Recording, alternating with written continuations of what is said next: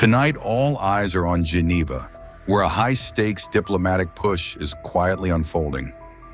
U.S., Ukrainian, and European security officials have arrived in Switzerland for urgent talks on Washington's proposed 28-point plan to end the war in Ukraine. The discussions come just days after President Donald Trump publicly pressured Kiev, giving President Volodymyr Zelensky until Thursday to respond to the U.S. plan. Ukraine plan problematic? Is this your final offer to Ukraine? No, not my plan. No, we'd like to get the peace. It should have happened a long time ago.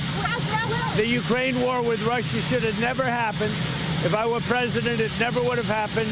We're trying to get it ended. One way or the other, we have to get it ended. So A proposal that would require Ukraine to cede occupied territory, scale back its armed forces, and abandon its NATO ambitions. Ukraine's delegation is led by Andriy Yermak, while national security advisors from France, Britain, Germany, the EU, and Italy are also joining the talks. Of course, we all will never forget that morning when like 5 a.m., 6 a.m., everyone started just to call each other, that the war started. Even my brother said that he will never forget when I was waking him up, because he's a gamer and he always like plays till the very late night. And I just like came to his room and I woke him up and I said, hey, wake up, like the war started. And he said, are you kidding me? And he repeated that tons of times that he will never forget these words. It's scary. You're thinking about your life that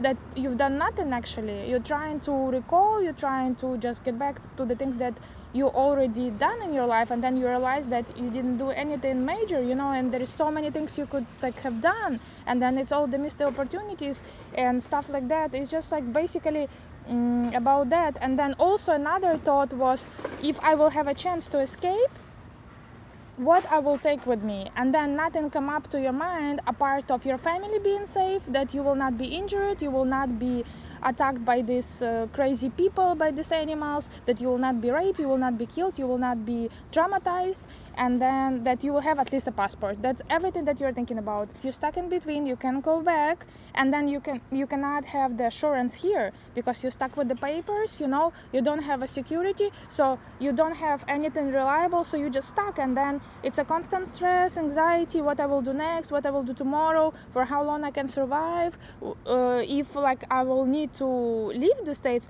then I have to build something again that I was trying to build for the last 2.5 years, and then again, and then it's like a cycle, you know, a hamster wheel. And then it's like you're thinking, oh my God, like I hope that one day I will settle, you know, because now you're trying to jump from one country to another country, you're trying to settle, you're trying to establish yourself, you know, find your community, find your peace and stuff like that. But it's a constant like hamster wheel phase. Like there is no any guarantees, you know. To be honest, it's like every single day there is something new. Now they implemented this new $1,000 just to confirm you're pre-selected, then you pay extra $1,000, and then you select it, and then you wait another 6 months, and then you will have the new work permit that actually already expired because it was such a long time to consider your case, you know.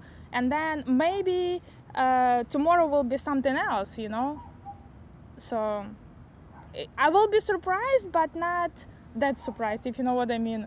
Like, you're already preparing yourself for the surprises every day. So I would say that for me, as a Ukrainian refugee, as a Ukrainian immigrant that came here because of the war, I don't have that, how to say, 100% confidence that someone is waiting for me, someone is taking care of me here, someone is really empathizing me here because of the situation I came from. Like, you're waiting, and every day you're asking yourself, so what should I do next, or what should I do next? And you do all the possible actions. Like, I did all the research, what Ukrainians can do, what they are doing actually, if they have any response. Like, for example, to reach out to the congressman office, to the senator office, to reach out to all the possible authorities. Like, I reach out to the charity organizations, churches, if they have any strings to pull, you know, let's say like that. U.S. Secretary of State Marco Rubio is pushing back against confusion in Washington over the origins of the proposed 28-point Ukraine peace plan. In a social media post released Saturday, Rubio said the framework was authored by the United States, describing it as a strong basis for ongoing negotiations. Ukrainians, men and women, in the life of every nation, there comes a moment when everyone needs to speak honestly, calmly, without speculation, rumors, gossip, or anything unnecessary. Just as things are, just as I always try to speak with you. Right now is one of the most difficult moments in our history. Right now, the pressure on Ukraine is among the greatest we've ever faced. Now, Ukraine may be facing a very difficult choice, either the loss of dignity or the risk of losing a key partner. Either a complicated 28 points or an extremely hard winter, the hardest yet, and further risks. A life without freedom, without dignity, without justice. And for us to trust the one who has already attacked us twice. They will be expecting an answer from us. Although, in fact, I already gave it on May 20th, 2019, when, swearing allegiance to Ukraine, I specifically said, I, Volodymyr Zelensky, elected by the will of the people as President of Ukraine, pledge with all my actions to defend the sovereignty and independence of Ukraine, to uphold the rights and freedoms of citizens, to abide by the Constitution and laws of Ukraine, to fulfill my duties in the interests of all compatriots, and to raise the authority of Ukraine in the world. For me, this is not just a protocol formality, not just a box to check, this is an oath. And every day I remain faithful to every word of it. I will never betray it.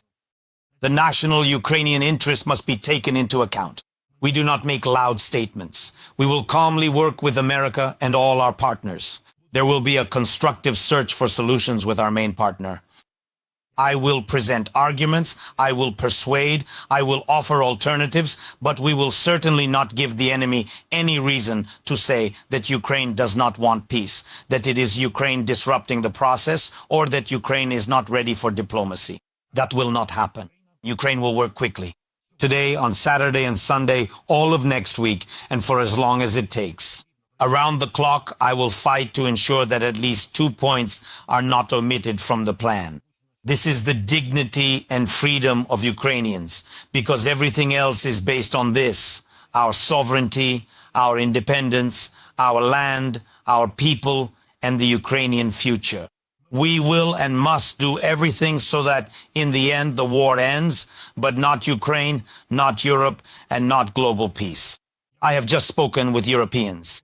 We are counting on our European friends who clearly understand that Russia is not somewhere far away, that it is right next to the EU borders, that Ukraine is now the only shield separating comfortable European life from Putin's plans. We remember Europe was with us. We believe Europe will be with us. Ukraine must not experience a déjà vu of February 24th, when it felt like we were alone, when no one could stop Russia except for our heroic people who stood as a wall against Putin's army. And of course, we were very pleased when the world said, Ukrainians, they are incredible. My God, what Ukrainians they are, how they fight, how Ukrainians resist, what titans they are. And that's true. Absolutely. But Europe and the whole world must also understand another truth, that Ukrainians are, above all, people. And for almost 4 years of the full-scale invasion, we have been holding back one of the largest armies in the world. And we are holding a front line that stretches for several thousand kilometers. And our people endure shelling, missile attacks, ballistic strikes, and Shahed drone attacks every night. And our people lose someone close to them every day. And our people very, very much want this war, this terrible war, to end. Of course, we are made of steel, but even the strongest metal can eventually break. Don't forget this. Stand with Ukraine. Stand with our people, and therefore stand with dignity and freedom.